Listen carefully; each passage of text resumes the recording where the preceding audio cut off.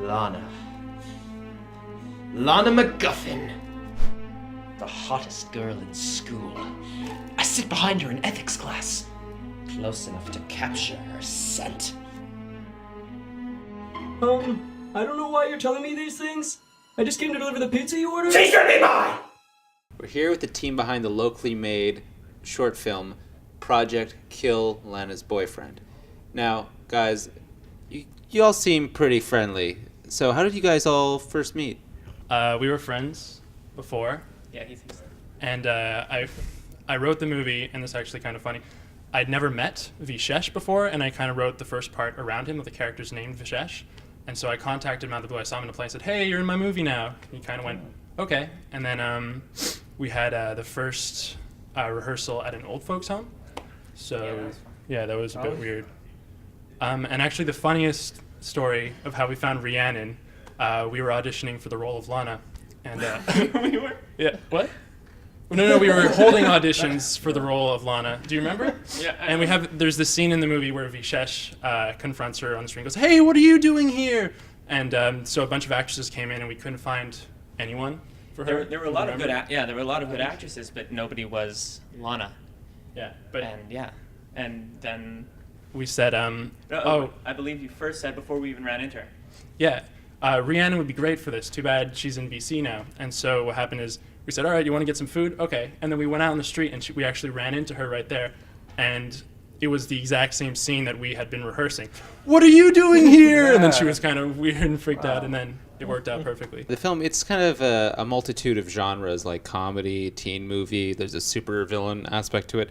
What kind of films inspired you when writing it? Well, I wouldn't say any particular film, but I was just I wanted to break away from doing drama.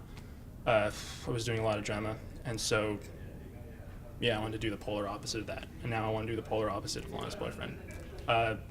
In terms of what influenced me, I would say Arrested Development is my favorite comedy of all time. So, not a movie, but... Not yet. Not yet. Oh, yeah. Yeah.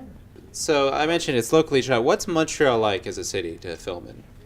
Montreal is full of so many talented people in all of the arts, like in sound, in acting, directing, and we have all this Opportunity. There's all these people who are willing to make movies and just make a team and get together and make an independent film, and everybody talks about it and not a lot of people do it, and I think a lot more people should start doing that, because the difference between someone who is constantly working, let's just say in acting, but it works for all these examples, someone who's constantly working and then you go into an audition, the difference between an actor who is acting every week and someone who only goes to an audition once every 2 months, you could tell. So it's in your best interest. We started shooting in like August or September or something, but we still needed to do a lot of outside scenes, I remember, until like something like November. So those scenes when Vishesh and Rhiannon are outside, they're actually freezing, and every time we yelled cut, like we'd put a coat over them. Yeah. And be like, That's true. warm up for 15 minutes, We were lucky that it didn't snow right away. Yeah. This is a question specifically for the actors. Did you guys go method? I didn't sleep with a bunch of people to do this, so no. It was really like playing myself, but just with the personality amplified 1,000 times. And of course, much more sociopathic and sinister. So I just got to really kind of unleash the hog and have some fun. I am Lana's boyfriend. Yeah, he is. No acting involved. Andre cast me as a non-speaking role. I was mostly just doing the sound, but he created a character that I did sort of become, which was just like inexplicably happy all the time. And always there somewhere. Yeah, he's Exactly. a character who never appears in the film except for in photographs. Yeah. And But- also on on Skype, the on computer Skype. On screen. Skype, yeah. Yeah, Skype. Yeah. And if you Which look, is like moving photographs. yeah, and if you look closely, there's 10 photos of him hidden throughout the film. I'm curious too. What's next for you guys? Do you have anything in the? I think there was one idea circling for a sequel called Project Ruin Lana's Dead Ex-Boyfriend's Reputation. I don't know where you would get that impression. I mean, it's not like it was in the movie or anything. I think it was Wasn't hinted to. shooting around.